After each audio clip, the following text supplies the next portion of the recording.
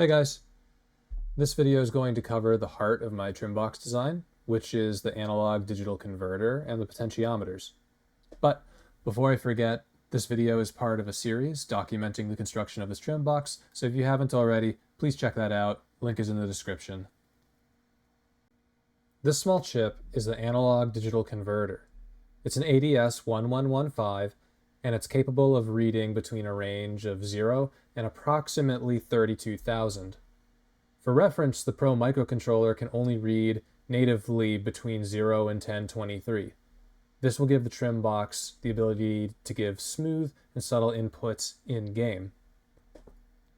It can support up to 4 analog inputs, A0, A1, A2, A3, of which this box will use 3. The remaining important connections are power, ground, SCL, and SDA. Just like the LCD panel, this chip will communicate with the mainboard over an I2C connection.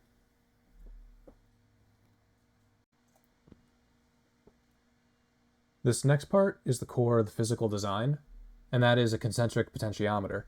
This is a compact little assembly that houses 2 B50K potentiometers, one stacked on top of the other. One of these will handle the yaw, the other will handle roll. This stack does have a center position for each potentiometer. However, I've found that the detent isn't always in the center of the range, and the center point for each potentiometer might be slightly offset from one another. In practice, this isn't a big deal, as the leverage from the large wheels I'm going to put on them will make the detent not noticeable. But if I were designing this box from the start, I'd probably pick a potentiometer without a center detent. That's 2 axes taken care of.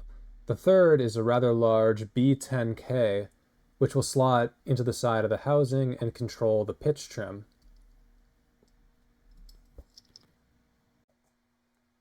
This next part is a circuit board that holds the ADC and routes all the signal connections for the 3 potentiometers. This main pin in is for the ADC, and that just slots in like that. Next to the main pin in are these 3 pins or pin ins right here, and those handle the signal wires for each of the 3 potentiometers. This cluster of resistors right here are a set of 3 voltage dividers. These help to clip dead zones off the ends of axis ranges, and these dead zones can be clipped by calibrating with software or through mechanical means, but I wanted to make the most out of the full physical range that I could turn each potentiometer. Along the bottom row are additional pin-ins for power and ground for the respective pots, and between the pin-ins are capacitors. These just work as low-pass filters and cut out small amounts of electrical noise. These wires right here are for ground, power, and I2C communication.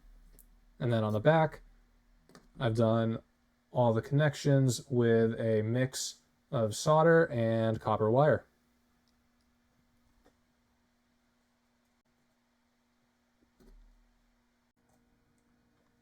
The last piece is a plastic tray for the circuit board, and the circuit board just slots in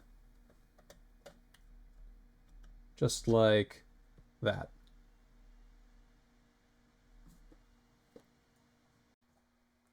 So when everything is hooked up and we plug the controller into Windows, we can see that each potentiometer controls an axis. So this is the B10K, and then this is the first B50K, and this is the second B50K. And that covers all the controller axes. The next video is going to cover the Pro microcontroller and the rear tray assembly. After that, the only remaining videos might be the construction of the wheels and the final assembly, so keep an eye out for that. Otherwise, have a good day, goodbye for now, and I hope to see you in the next one.